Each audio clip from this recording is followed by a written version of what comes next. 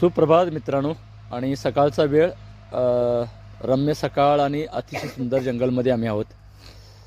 माझी सहकारी आहे सुष्मिता आणि त्याचबरोबर आमचे नवीन पाहुणे आज आमच्याबरोबर ह्या पर्यावरणात निसर्गात साप सोडण्यासाठी आणि तो अनुभव घेण्यासाठी आलेत.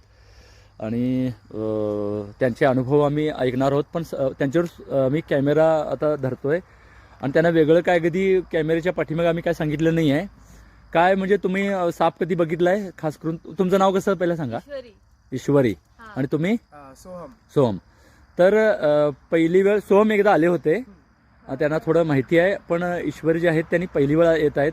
म्हणजे तुम्हाला काय वाटतं सापाबद्दल? भीती हे वगैरे आधी वाटत होती भीती, तर आता जसं माहिती कळाले, जसं थोडं रीड केलं सापाबद्दल, तर असं कळालं की ते आम्हाला हार्म करत नाहीत. आम्ही जर ते नाकातर केलं तरच हार्म करतात. तर आता भीती नाही, असंच क्युरिओसिटी आहे जास्त. आता माझ्याकडे तर तुम्ही पहिली वेळ आलाय आपल्याकडे आणि आम्ही पहिली वेळ साप सोडतोय. म्हणजे या अगोदर तुम्हाला फक्त माहिती होती, पण भीती कमीच आहे. तर आज जास्ती कमी होईल. आम्ही शेवट ह्या जेव्हा आजच्या या प्रवासात आम्ही शेवटी पोहोचे तेव्हा हेही शेअर करेन की त्यांना शेवटी काय वाटलं, अजून किती तुमची भीती दूर झाली. हे सोम, तुम्ही सोडाला तर सापाला ह्या त्या दिवशी तुम्ही बघितलाय गाईड करणे के बाद.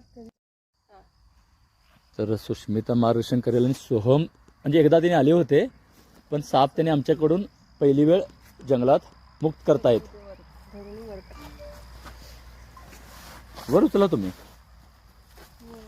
बघू शकता. आणि तो काही न करता आपण स्वतः जायला, ही पण चांगली गोष्ट आहे.